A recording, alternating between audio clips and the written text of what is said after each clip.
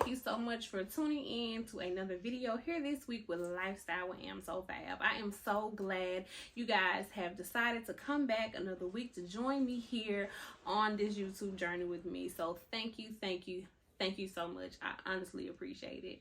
So this week I just wanted to come to you guys and bring to you a quick video on 10 tips that will help you, because they pretty much always help me every year, achieve a holiday, decorating experience that will go smooth and almost seamlessly for you.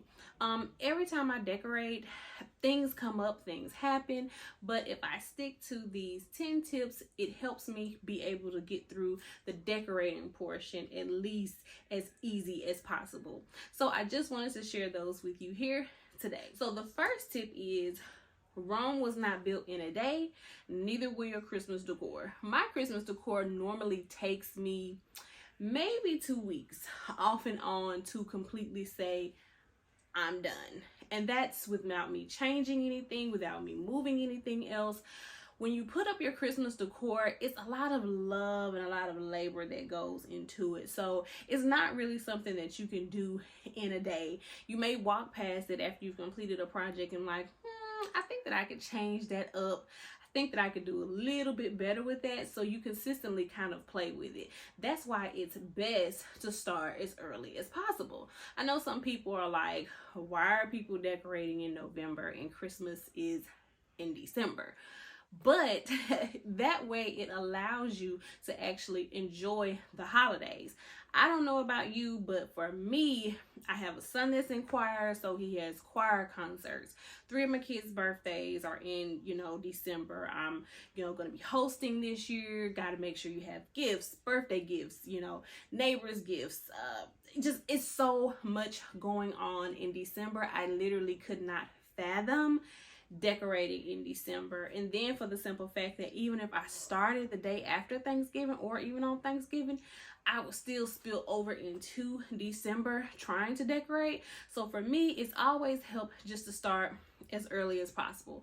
I normally like to start around the second week of November, taking things down, because you have to take your fall stuff down to be able to put your Christmas stuff up as well. So I like to start around the second week of November, gradually taking things down, kind of placing them where I want them. But starting early is the best thing that you could possibly do. Trust me. Okay, tip number 2, clean your space. And I'm not just talking about any clean, deep clean your space. I pull out stoves, I'm cleaning behind microwaves, I'm scrubbing refrigerators. I'm doing all of that prior to decorating, because when you decorate, you're gonna make a mess anyway, but it's easier to spot clean instead of having to deep clean. So if you deep clean prior to decorating for Christmas, it'll make cleaning afterwards a breeze, and then you'll have that nice clean space like you want, and it won't just be a basic clean. It'll be a deep clean, and everything will look its best because you've already went through and cleaned it. So after that, it's just simply spot cleaning. So that helps a lot. Tip number 3, plan out your space. I like to kind of have an idea of where I want, or the looks I want for certain rooms. I rearrange furniture. For instance, this chair is normally in my living room, but because I knew that my tree was going to go in that space, I had to move furniture. I moved my bookshelf. I moved this chair out of the living room because that is the space for the actual tree. I also moved a mirror out of my office into the living room because I'm trying to make the office space more functional, because when we host Christmas dinner, that's where additional guests will be sitting. So it's so much easier to plan out your space and decide where your larger pieces are going to go as well. So that way, when it's time to actually start decorating, everything is in place and you don't have to worry about moving large items, because you're already going to be a little tired from decorating. You don't want to be tired in the same day from moving furniture and decorating. So take some time, plan out your space. Tip number 4. Okay, so one thing that I like to do is a little bit of pre-styling. I like to take my items and place them in the room that they're going to be going in, or in the space that they're going to be going in, even if I know in general I'm going to come back and I'm going to add something else to it. For the most part, I have enough items in that space to see what look that I'm going for. So therefore, at that time, if I notice if I need anything extra, or this is not going to work because it's bigger than I thought, you know, for this space, I have time to rearrange and move those things around. So it's really, really helpful to plan out your space and place the items where you want them to go, just in case they can't go where you want them to go. You have time to figure it out and place it somewhere else, and you can kind of move it around. There's nothing worse than getting ready to decorate and you're not ready to decorate because you're trying to figure out where things are gonna go. So take items and place them in the room or in the space that they're gonna be going in, and then that also keeps you from having to look for them as well. So that's a great tip that I definitely use. It can be kind of like a mess for a little while, but it's really, really helpful so that you know where things are going to be going. Tip number 5, cut your tags beforehand. Cut your tags, remove the tags. When you're decorating, sometimes you get in the groove and you're just going. There's nothing worse than having to take off 1,000 Hobby Lobby tags. So not only do you have your, mess on the floor from the glitter and then the pine needles that have fallen off, you also have tons of tags on the floor because you've ripped them all off at one time. Before you start decorating, try your best to go through, take the tags off of everything that you know you're going to keep and that you know you're going to use. So that way when you're decorating, there's one less thing and one less mess that you have to worry about. Tip number 6.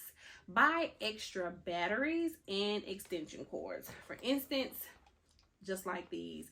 I also ordered a pack from Target of a huge pack of AA and AAA batteries just to have in stock, because there are so many things that are going to come up when you're decorating that you're either going to need an extension cord or batteries for.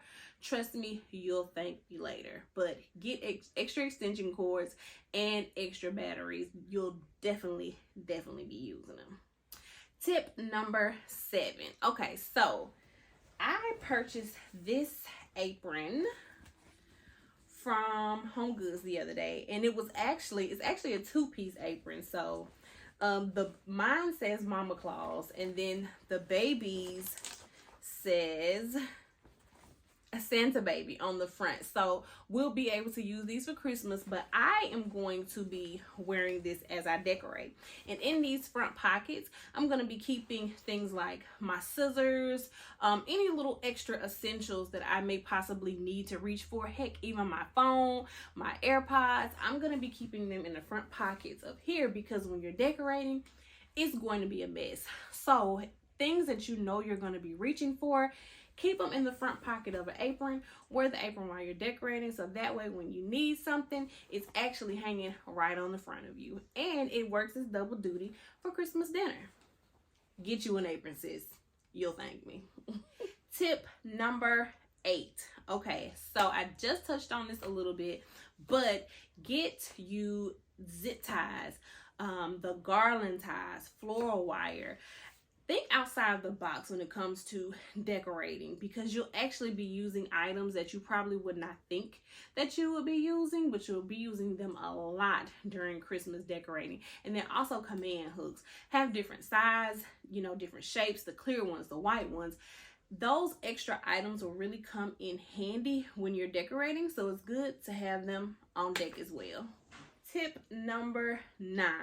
I just touched on this a little bit, but touching on it again, command hooks. Command hooks are your best friend during the holiday season. There are so many uses for command hooks. A lot of people do not like command hooks, but I will tell you this. Command hooks are not difficult to use. The biggest thing that you have to remember when using command hooks is to let them sit. So I have command hooks sometimes that I don't even take down for the whole year because I know I'm going to be using something or hanging something there in that space. I love to hang garlands, so typically on my fireplace I'll leave the last two on the ends, and then I'll just come back depending on what type of garland and hang additional command hooks throughout the fireplace depending on what I'm using it for. But the biggest thing is you have to let them set. Command hooks require between 30 minutes to sometimes 24 hours to let them set. I know that it is, you know, you are just cannot wait to see your item put up, but it's gonna fall if you don't let that command hook set. So remember, read your packaging and allow it between 30 minutes to 24 hours depending on what type of command hook to let it set, and I guarantee you it's gonna work every time. Tip number 10, have fun and bring your family in to help you. Like, honestly and truly, this is one of my favorite holidays. I am so excited about Christmas this year. I have talked about that tons and tons of times this year in my videos, but bring your family in to help you and make it a magical moment for everybody. There are some projects that I prefer to do alone, but for other things I do get my boys to come in and kind of help me out. My oldest two boys are not really into it, but my baby boy is. But this year one of my older boys, he helped me fluff the dining room Christmas tree, which I was really surprised, but I was really happy that he wanted to take the time to do that, because the holiday season, especially Christmas, is about making memories and about sharing it with family. So have fun, be creative, and bring in family to help. Okay, you guys, so that was my 10 tips for having a almost flawless, if not perfect, holiday decorating season. So this week coming up, I will be starting my holiday decorating series. I'm not exactly sure what room that I'm going to start with, but y'all, I am so excited and I know that y'all are going to love it. So from now until the end of the holiday season, we are going to be doing 2 videos a week. That's right, y'all. 2 videos a week. Wednesdays and Fridays are going to be my days for my uploads, so turn on those notification bells. I do not want you to miss anything. Do you hear me? I promise you, everything I'm going to be doing is going to be stuff that I hope will be able to inspire you and you'll be able to use throughout the holiday season, making this the best holiday season yet. You guys, thank you so much for watching. Don't forget, I will see you guys on Friday, and like always, if you have not, please subscribe to the channel. I would really appreciate it. I appreciate you guys for coming back again, hanging out with me another week here with Lifestyle with Amsofab. Thank you so much. Be blessed, and I will see you in the next one. Bye.